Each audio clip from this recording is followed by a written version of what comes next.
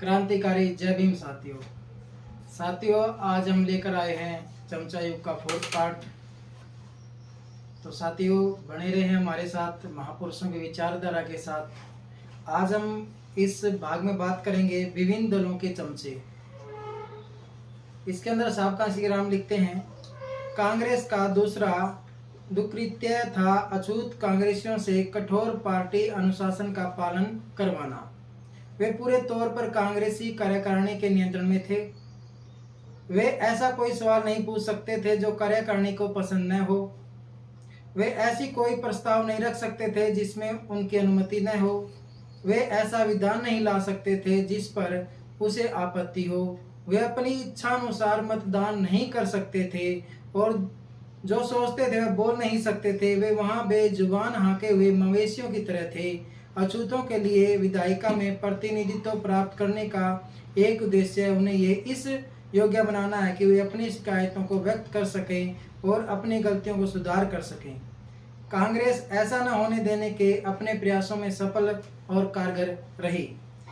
इस लंबी और दुखद कहानी का अंत करने के लिए कांग्रेस ने पूना समझौता का रस चूस लिया और छिलका अछूतों के मुंह पर फेंक दिया। डॉक्टर अंबेडकर ने ये विचार रखे।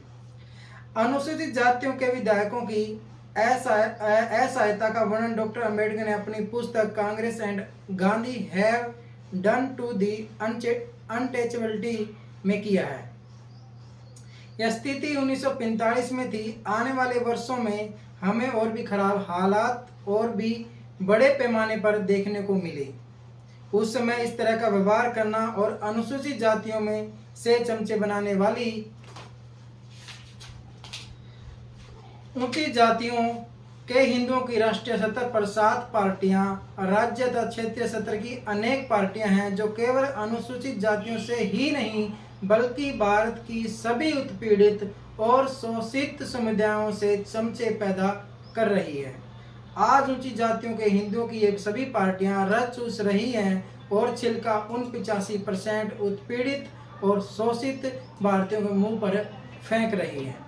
इस प्रकार विभिन्न दलों में चमचों के इस निर्माण ने हमारे लिए हालात और भी बदतर कर दिए।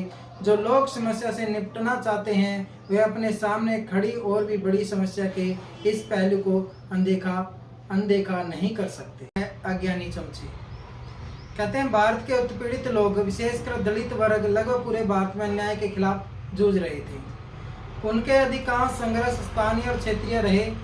देश की जनसंख्या और आकार को ध्यान में रखते हुए हम कह सकते हैं कि वे संघर्ष लगभग अलग थलग रहकर किए गए कि वे समूह का संघर्ष प्रतीत होते हैं। उन्हें समूहगत संघर्षों में लोग केवल अपने ही संघर्ष के बारे में जानते थे और अन्यत्र चले रहे अपने बंधुओं के अन्य संघर्ष के बारे में अनजान रहते थे। दलित वर्गों की इस अक्षमता की कल्पना इस तथ्य से भी की जा सकती है कि दलित वर्गों की एक बड़ी जमात उनके लिए किए गए डॉक्टर अंबेडकर के आजीवन संघर्ष के बारे में बिल्कुल अनजान बनी रही। आज भी भारत में अनुसूचित जातियों के लगभग 50% लोग डॉक्टर अंबेडकर के जीवन और मकसद के बारे में अनजान हैं। अनुसूचित जातियां, अनुसूचित जनजातियों और अन्य पिछड़ी जातियों की इस व्यापक सतर की अज्ञानता की ऊंची जातियों के हिंदुओं ने लाभ उठाया। उनकी अज्ञानता और अन्याय कमजोरियों का लाभ उठाते हुए ऊंची जातियों के हिंदुओं ने उनमें आसानी से चमचे बना लिए। इस किस्म के चमचों को अज्ञानी चमचे कहा जा सकता है। ये अज्ञानी चमचे डॉक्टर अंबेडकर के जीवन काल में उनके लिए बड़े सिरदर्द बने रहे। अपनी प्रसिद्ध book Congress and Gandhi have done to the untouchables में उन्होंने इसके कुछ उदाहरण दिए हैं। अज्ञानी अछूतों का एक ऐसा उदाहरण नीचे दिया जा रहा है।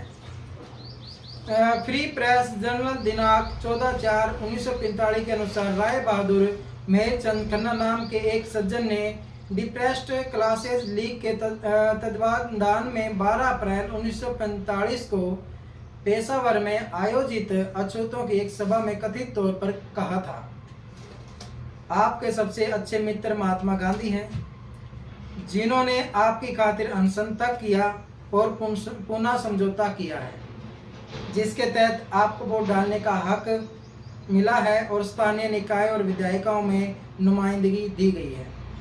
मुझे पता है कि आप में से कुछ लोग डॉक्टर अंबेडकर के पीछे भाग रहे हैं, जो महज अंग्रेज साम्राज्यवादियों की देन है और जो अंग्रेजी हुकूमत के हाथ मजबूत करने के लिए आपका इस्तेमाल करते हैं, ताकि भारत का विभाजन हो जाए और सत्ता उनके हाथ में ही बनी रहेगी। मैं आपके हित में आपसे अपील करता हूं कि आप स्वशंभू नेताओं और अपने सच्चे दोस्तों में फर्क करें।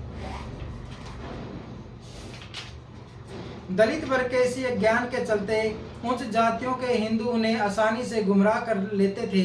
वे उन्हें ये विश्वास दिला देते थे कि उनके अधिकारों को हड़पने वाले ही उनके उद्धारक हैं। इस तरह बड़ी संख्या में दलितों को गुमराह किया गया और उनमें से अज्ञानी चमचे बना लिए गए। क्रांतिकारी जय हिंद।